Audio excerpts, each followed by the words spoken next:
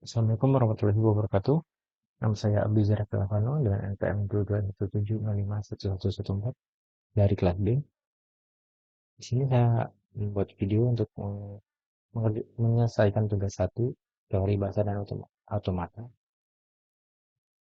Yaitu yang pertama, tentang teori komputasi.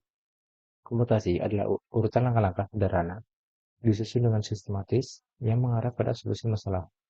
Masalah itu sendiri juga harus didefinisikan secara jelas dan tidak ambigu. Langkah-langkah dan prosedur pemecahan masalah tersebut harus dijelaskan menggunakan istilah yang spesifik. Teori komputasi berkaitan dengan studi bagaimana persoalan atau problem dapat diselesaikan pada sebuah model dengan menggunakan algoritma. Kemudian ada teori automata. Automata adalah alat matematis yang digunakan untuk mengenali, menggambarkan, dan memahami bahasa-bahasa formal. Automata dapat digunakan untuk memodelkan dan menganalisis proses komputasi, baik pada level abstrak maupun pada level implementasi. Teori otomata pada bidang komputasi digunakan untuk pengenalan pola, merancang bahasa pemrograman, pemrosesan bahasa alami, dan kecerdasan buatan. Otomata terdiri dari sejumlah state, yaitu keadaan atau kedudukan, dan transisi antara state tersebut. Pada gambar tersebut, state atau kedudukannya itu Q0, 1, Q2, Q3, dan seterusnya. Lalu ada transisi yaitu panahnya ini. Lalu, pada gambar tersebut, bila mesin mendapat string input A, D, lalu A, maka input tersebut diterima karena berakhir di state akhir. Lalu jika A, D, U itu juga diterima, lalu A, D, D itu ditolak karena Q5 bukan state akhir. Kemudian teori otomata.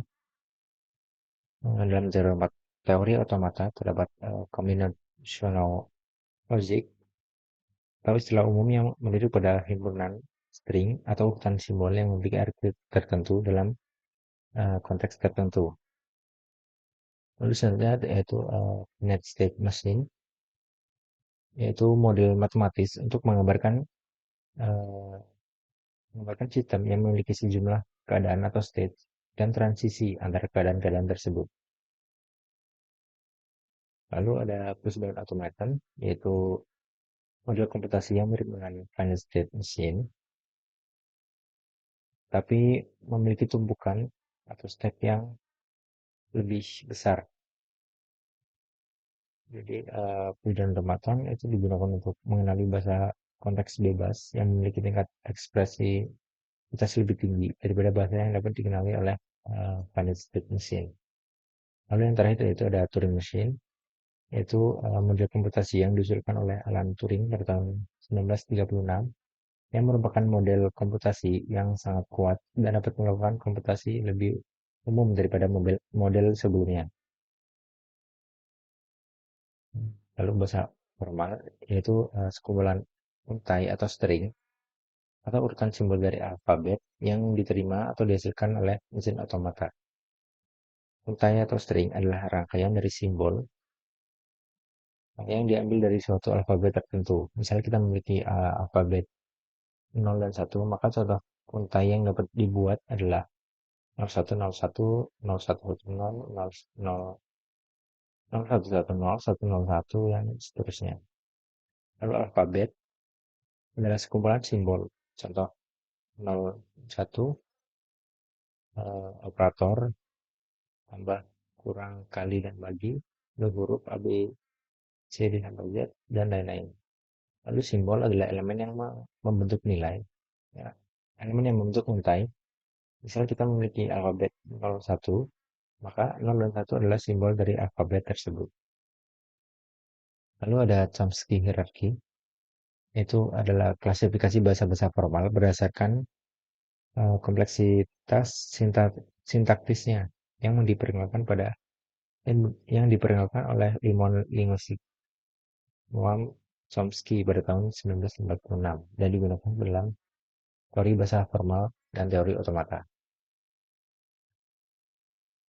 Dalam Chomsky hierarchy ini terdapat beberapa bahasa formal, itu ada bahasa regular,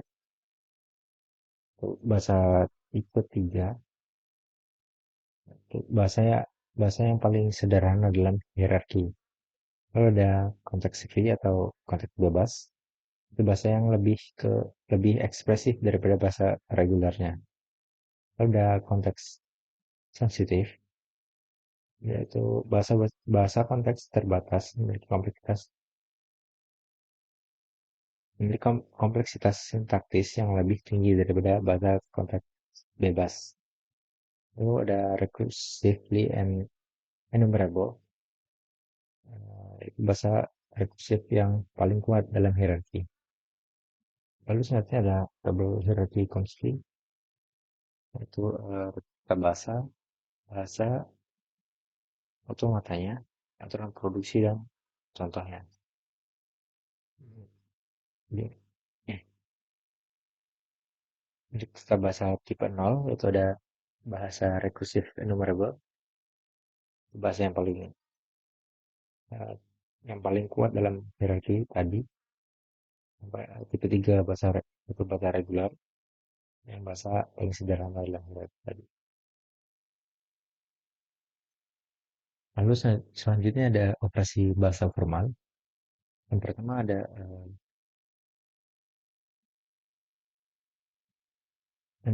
union.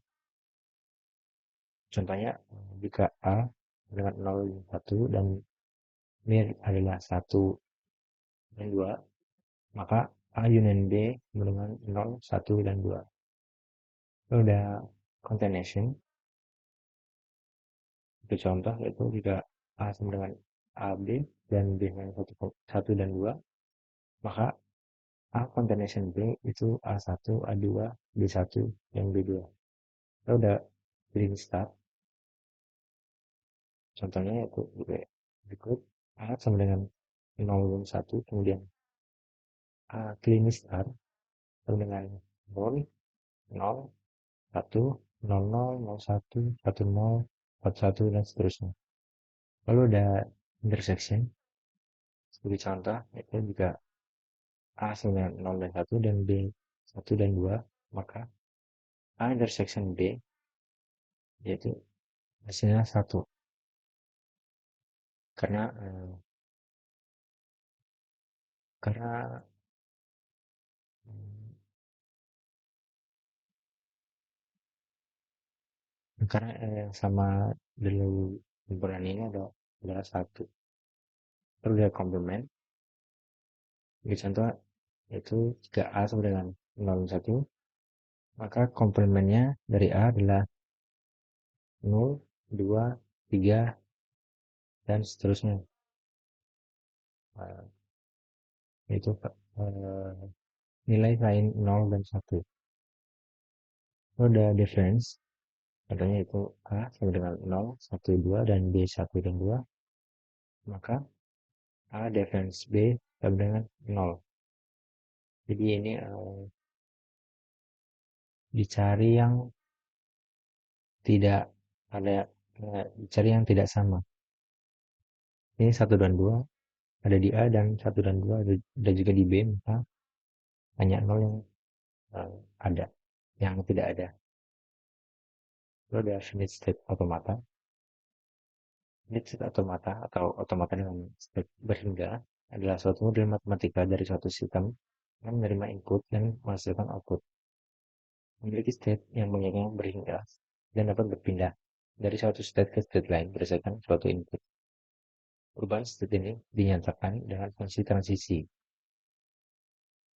Dan state automata tidak memiliki tempat penyimpanan sehingga kemampuan mengingatnya terbatas.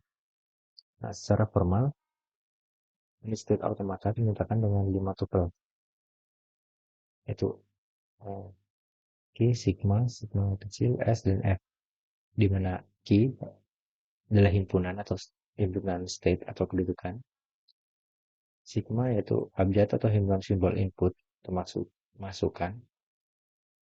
Lalu skema kecil adalah fungsi transisi, S yaitu state awal atau kedudukan awal, lalu F yaitu final state atau state akhir. Nah, sekian video penjelasan dari saya.